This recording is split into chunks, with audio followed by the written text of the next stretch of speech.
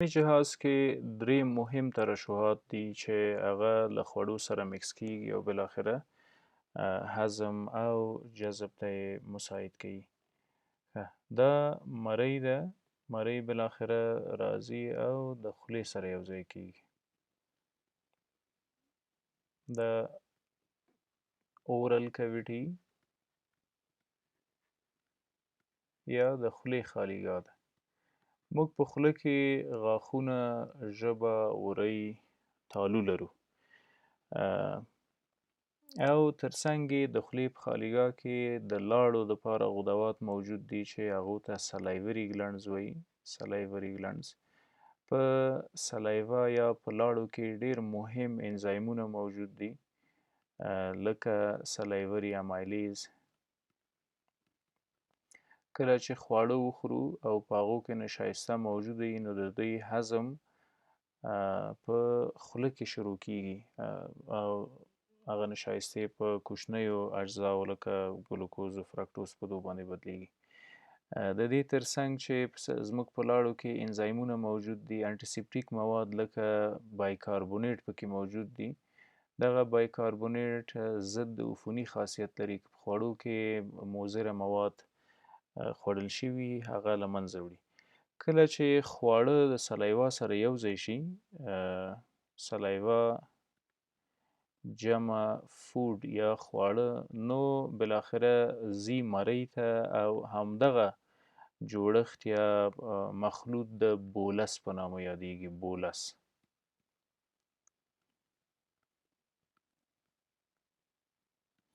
یعنی دلته خواړه وژول شول او بالاخره د مرۍ په مارپیچه حرکاتو باندې لاندې حرکت کوي. دې ته وایي بولس او دا هم زموږ مرۍ یا اسافیګس ده. د مارپیچو حرکاتو په واسطه بولس را رسیږي معدې ته. په معده کې ګستریک جوس یا د معدې ترشحات موجود دي. ګستریک جوس په ګستریک جوس یا د معدې په ترشحاتو کې هغه مهمه اجزاوې چې موجود دي هغه انزایمونه دي، تیزاب دي د معدې، HCl یا هایدروکلوریک اسید. همدا رقم پیپسین په نامه انزایم ده چې پروټینونه هضموي او دا د پیپسینوژن فعاله بڼه ده.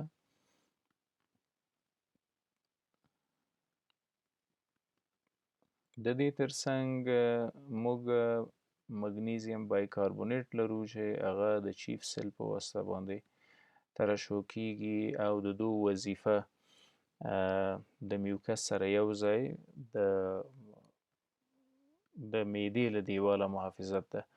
دغه ټول مواد چې کله له خوړو سره یو ځای شول نو خواړه له معدې بالاخره کله چې بولس راورسېده او د معدې د جوس سره یو ځای شو، د تیزابو سره، د پیپسین او ټریپسین سره، د ګسټرین په نامه د هارمونل ترشحاتو سره، نو د کایم په نامه باندې یادیږي.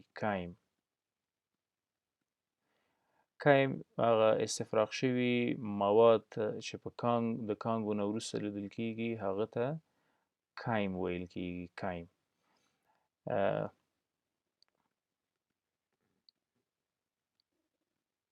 کایم تقریبا 1 نه تر 2 ملي متره باید سایز ولري چې د پایلوریک سفنکټر نه لاندې کوز شي. پایلوریک سفنکټر تقریبا دغه ساحه ده، کوم ځای کې چې معده خلاصیږي او کوچنۍ کولمې شروع کیږي. پایلوریک سفنکټر خوړل شوې ډوډۍ په خوله کې د سلایوا یا د لاړو سره یو ځای شوله، د انزایمونو سره یو ځای شوله، د بولس په نامه له د مرۍ په مارپیچو حرکاتو یې ځان معدې ته راورسوه. د معدې له محتویاتو سره یو ځای شوله د کایم په نامه. کایم چې کله کوچنیو کولمو ته راننوځي د کوچنیو کولمو له ترشحاتو سره یو ځای کیږي. د کوچنیو کولمو ترشحاتو ته سکس انټریکس وایي. سکس انټریکس. په همدې موضوع غږیږو چې سکس انټریکس څه ده او له کومه کیږي. سکس انټریکس یا د کوچنیو کولمو ترشحات دي. په دغو ترشحاتو کې 99.5% اوبه دي، یعنی 99.5% په سکس انټریکس کې اوبه دي او فقط 0.5% یا 0.5% پکې جامد مواد دي یا سولډز، او یو عظیمه برخه یې واټر یا اوبه تشکیلوي. په سکس انټریکس کې دغه 0.5% ډیر مهم اجزاوي دي، تقریبا د خوړو ټول هضم او جذب ته آماده کول د همدو وظیفه ده. دغه 0.5% جامد مواد یا عضوي دي، ارګانیک مواد دي چې زموږ په ارګان کې تولید کیږي، ارګانیک سبستانسز دي یا عضوي مواد دي، یا هم غیر عضوي دي inorganic substances. موږ په غیر عضوي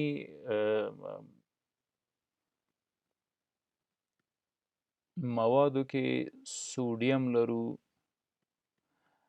همدا ډول د سوډیم ترڅنګ پوټاسیم لرو، د پوټاسیم ترڅنګ په غیر عضوي موادو کې چې په سکس انټریکس کې موجود دي کلوراید ده، همدا رقم سلفیټس دي، بایکاربونیټ ده.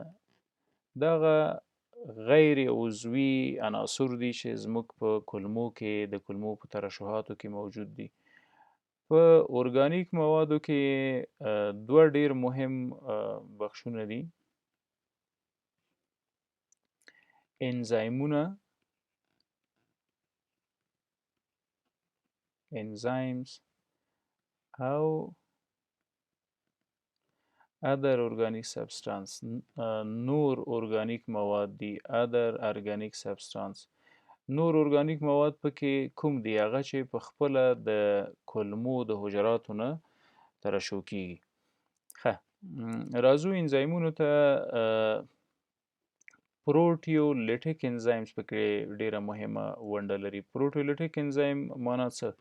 دغه هغه انزایمونه دي چې خوړل شوي پروټین اخلي او تجزیه کوي یې په کوچنیو پارټیکل یا اجزاو باندې ویشي او هضم ته یې جذب ته یې آماده کوي، لکه ډای پیپټایډیز په نامه انزایم ده، ټرای پیپټایډیز په نامه انزایمونه دي. دوی اخلي د پروټینونو له کمپلیکس موادو نه سمپل امینو اسید جوړوي. همدا رقم امایلولیټیک په نامه انزایمونه دي پکې. امایلولیټیک د امایلولیټیک انزایمونو وظیفه د قندونو د کاربوهایډریټس تجزیه کول دي.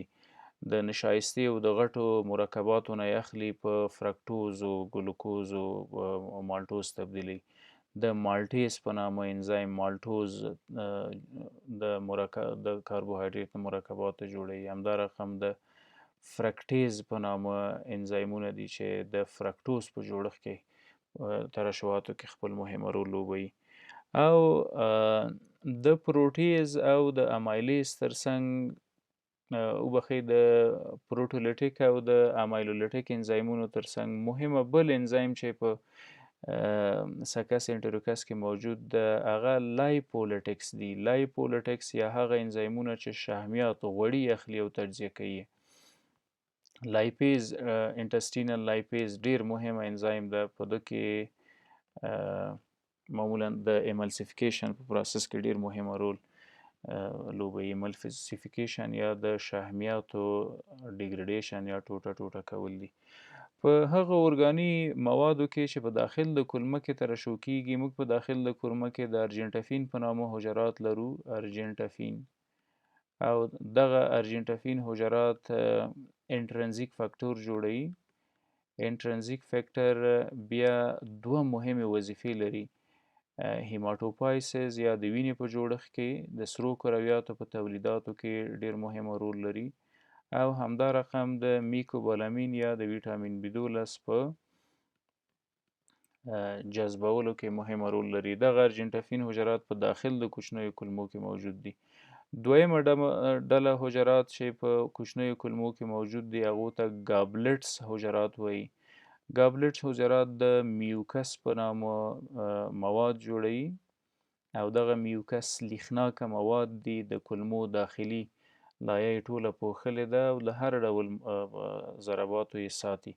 یعنې که دا زموږ د کولمو د کوچنیو کولمو داخلي بخش وي، دغومره یوه کولمه اخلو کټ کوو یې، داخلي بخش یې